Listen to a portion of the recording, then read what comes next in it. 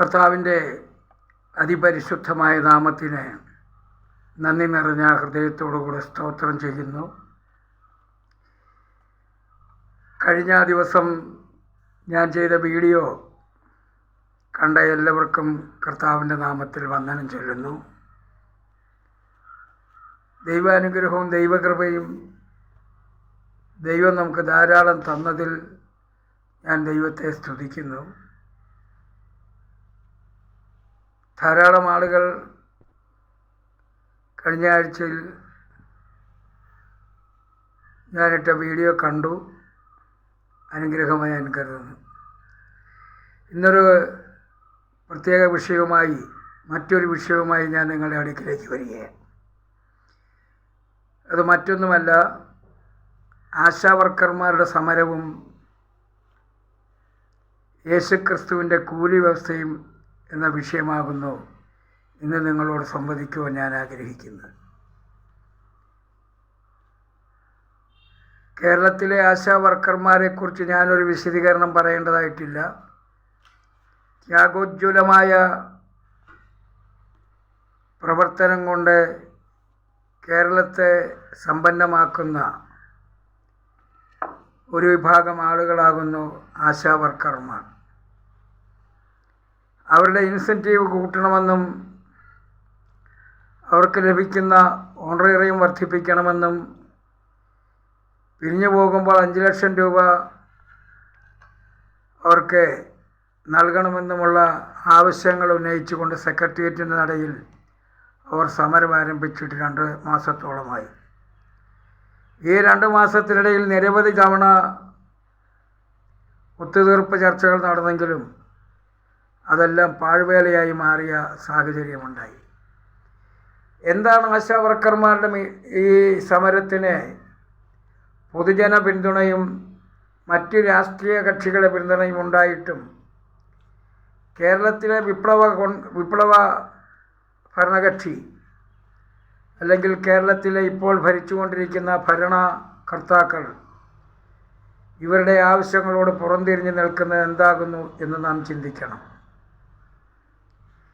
വളരെ ശുദ്ധമായ ഭാഷയിൽ, ലഘുവായ ഭാഷയിൽ പറയുകയാണെങ്കിൽ, ഈ ആശാവർക്കർമാരുടെ സമരത്തിന് പിന്നിൽ പ്രവർത്തിക്കുന്ന രാഷ്ട്രീയ പ്രസ്ഥാനമെന്ന് പറയുന്ന SUCI നേതൃത്വം കൊണ്ടുവന്ന ഈ സമരത്തെ ഒരു കാരണവശാലും കേരളത്തിലെ ഇടതുപക്ഷ ഗവൺമെൻറ് അംഗീകരിക്കില്ല. കാരണം അവരുടെ താല്പര്യത്തോടു കൂടി കൊണ്ടുവന്ന ഈ സമരം അംഗീകരിച്ച് ആശാവർക്കർമാരുടെ പ്രശ്നങ്ങൾ പരിഹരിച്ചാൽ പിന്നെ ഇടതുപക്ഷ പ്രസ്ഥാനത്തിന് ഇവിടെ ഈ വിഷയത്തിൽ വലിയ പ്രസക്തി ഇല്ലാതെ പോകും എന്നതാണ് ഒരു യാഥാർത്ഥ്യം.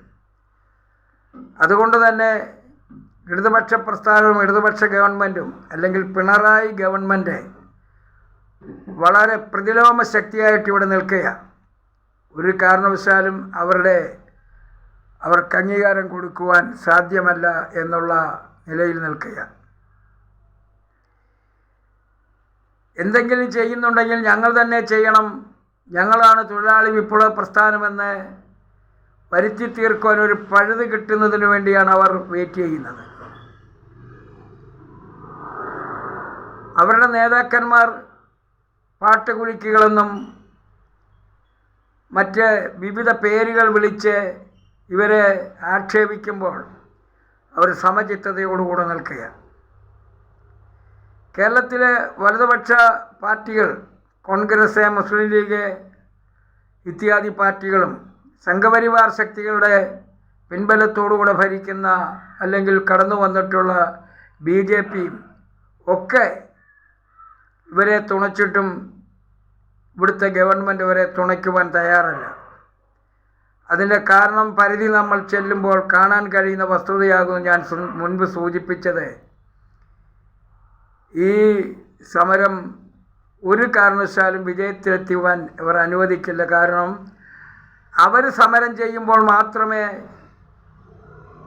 ഈ അടിസ്ഥാനപരമായ പ്രശ്നങ്ങൾക്ക് പരിഹാരം ഉണ്ടാകൂ എന്ന് വരുത്തി തീർക്കുവാനുള്ള ഒരു ശ്രമത്തിൻ്റെ ഭാഗമായിട്ടാകുന്നു ഈ ചർച്ചകളൊക്കെ ഉഴപ്പി കളയുന്നതെന്ന് നമുക്ക് മനസ്സിലാക്കാൻ കഴിയും. അവരുടെ ഓണറേറിയം വളരെ കുറച്ചതാകുന്നു. അവരുടെ ഡെയിലി വേജസ് വളരെ കുറവാകുന്നു. പിരിഞ്ഞു പോകുമ്പോൾ അവർക്ക് എന്തെങ്കിലും കൊടുക്കണമെന്നുള്ളത് ഒക്കെ തൊഴിലാളി വർഗത്തിൻ്റെ, സാർവത്രിക തൊഴിലാളി വർഗത്തിൻ്റെ അവകാശ സംരക്ഷണയിൽപ്പെട്ട സംഭവങ്ങളാകുന്നു. അവരുടെ അവകാശങ്ങളാകുന്നു ഇതൊക്കെ.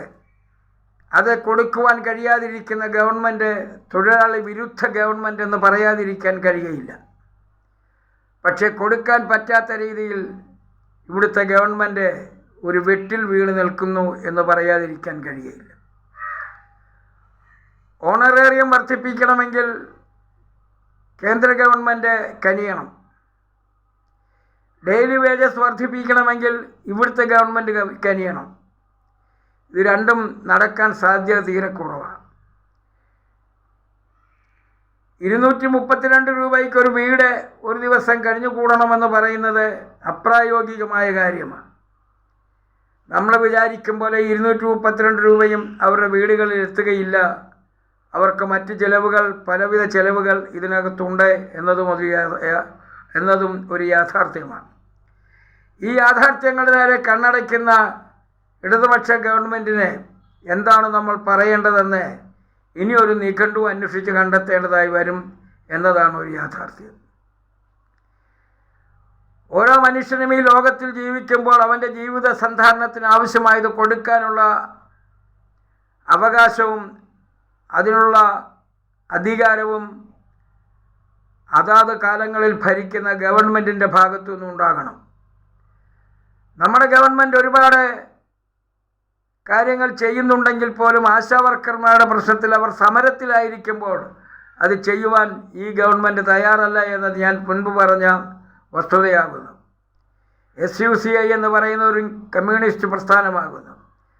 ആ കമ്മ്യൂണിസ്റ്റ് പ്രസ്ഥാനത്തിൻ്റെ പേരിൽ ഈ കാര്യങ്ങൾ ചെയ്തു കൊടുത്താൽ ഇവിടെ ഇപ്പോൾ ഭരിക്കുന്ന കമ്മ്യൂണിസ്റ്റ് പ്രസ്ഥാനത്തിൻ്റെ പ്രസക്തി നഷ്ടപ്പെട്ടു പോകുമോ എന്നുള്ള ചിന്ത ഇവിടുത്തെ ആളുകളെ, ഇവിടുത്തെ രാഷ്ട്രീയ നേതാക്കളെ, ഇവിടുത്തെ ഇടതുപക്ഷ നേതാക്കളെ ഭരിക്കുന്നുണ്ട് എന്നതാണ് ഒരു യാഥാർത്ഥ്യം. എല്ലാ മനുഷ്യരും തൊഴിൽ ചെയ്യുവാനും ആ തൊഴിലനുസരിച്ച് ശമ്പളം വാങ്ങിക്കുവാനുമുള്ള അധികാരവും അവകാശവും എല്ലാ ഗവൺമെൻറ്റുകളും നൽകുന്നുണ്ട്. ലോക ഗവൺമെൻറ് പോലും അത് അംഗീകരിക്കുന്നുണ്ട്. പക്ഷേ അത് ഇവിടെ സംഭവിക്കുന്നില്ല. ഇവിടെയാകുന്നു യേശു ക്രിസ്തു എന്ന് പറയുന്ന അനുഗ്രഹീതനായ വ്യക്തിത്വത്തിൻ്റെ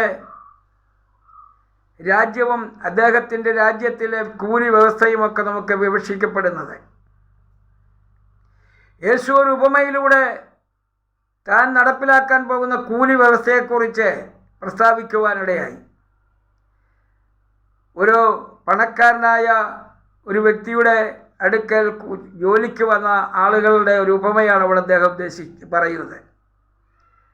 6 മണി നേരത്ത് വന്നവരോട് പോയി പണി ചെയ്തു കൊള്ളുവാൻ പറഞ്ഞു. 9 മണി നേരത്ത് വന്നവരോടും പണി ചെയ്യുവാൻ പറഞ്ഞു. 12 മണി നേരത്ത് വന്നവരോടും പോയി പണിയെടുത്തു കൊള്ളുവാൻ പറഞ്ഞു.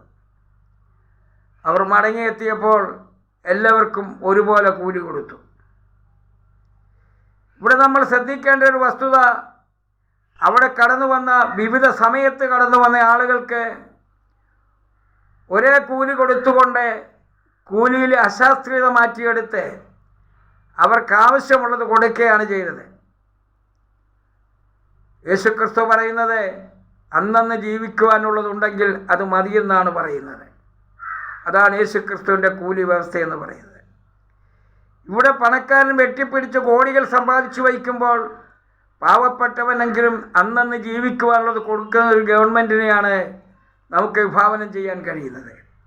അത്തരമൊരു ഗവൺമെൻറ് ഇവിടെ ഉണ്ടാകണമെങ്കിൽ കർത്താവിൻ്റെ രാജ്യം സംജാതമാകണം. ശുദ്ധ ബൈബിൾ ഇങ്ങനെ പറയുന്നു, ഒരു രാജാവ് നീതിയോടെ വാഴും, പ്രഭുക്കന്മാർ അധികാരത്തോടുകൂടെ ന്യായം നടത്തും. നീതിയോടുകൂടെ വാഴുന്ന ഒരു രാജാവ് അധികാരത്തിലെത്തുമ്പോൾ അന്ന് മാത്രമേ കൂലി വ്യവസ്ഥയിലെ വിഭാഗ്യത മാറിക്കിട്ടുകയുള്ളൂ. എല്ലാ ആളുകൾക്കും ജീവിക്കേണ്ടതിനാവശ്യമായ എല്ലാ ക്രമീകരണങ്ങളും ചെയ്തു കൊടുക്കുന്ന ഒരു ഗവൺമെൻറ്, ആ ഗവൺമെൻറ് ആകുന്നു അധികാരത്തിലിരിക്കുന്നെങ്കിൽ തീർച്ചയായും അവർക്ക് എല്ലാ അവകാശങ്ങളും സംരക്ഷിക്കപ്പെടുവാനിടയായിത്തീരും. ഇത്തരത്തിലൊരു സംരക്ഷിക്കപ്പെടുന്ന ഗവൺമെൻറ് ഇവിടെ അധികാരത്തിൽ വരണമെങ്കിൽ കർത്താവായ യേശുക്രിസ്തുവിൻ്റെ രാജ്യം പുലരേണ്ടതായി വരും. അത്തരമൊരു സാഹചര്യത്തിൽ നമ്മൾ എത്തിച്ചേരുവാൻ, യേശുക്രിസ്തുവിൻ്റെ രാജ്യം ഇവിടെ വരുവാൻ നമുക്ക് പ്രാർത്ഥിക്കാം. ആമേൻ. കർത്താവായ യേശുവെ വേഗം വരയണമേ എന്ന് പറഞ്ഞുകൊണ്ട് വിശുദ്ധ ബൈബിൾ പ്രാർത്ഥിക്കുന്ന പ്രാർത്ഥനാവാചകം നമുക്ക് ഏറ്റുമെല്ലാം. ക്രിസ്തു നമ്മുടെ രാജാവാകുന്നു, അവൻ നമ്മുടെ ഭരണകർത്താവാകുന്നു, അവൻ കൂലിയിൽ വ്യത്യാസം വരുത്തുകയില്ല, എല്ലാവർക്കും ഒരുപോലെ കൊടുക്കുന്നു, എല്ലാവർക്കും ഓരോ ദിവസവും ജീവിക്കേണ്ടത് ആവശ്യമുള്ളത് കൊടുക്കുന്നു. അതാകുന്നു യേശുക്രിസ്തുവിൻ്റെ കൂലി വ്യവസ്ഥ. ഈ മനോഹരമായ പകൽക്കാലം എൻ്റെ വാക്കുകളെ ശ്രവിക്കുന്ന എല്ലാ പ്രിയപ്പെട്ടവരും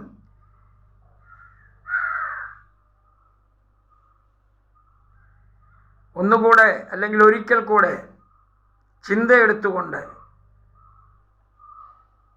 ഈ മെസ്സേജ് ഷെയർ ചെയ്യുകയും സബ്സ്ക്രൈബ് ചെയ്യുകയും ചെയ്യണമെന്ന് ഓർപ്പിച്ചുകൊണ്ട് നിർത്തുന്നു. നന്ദി, നമസ്കാരം.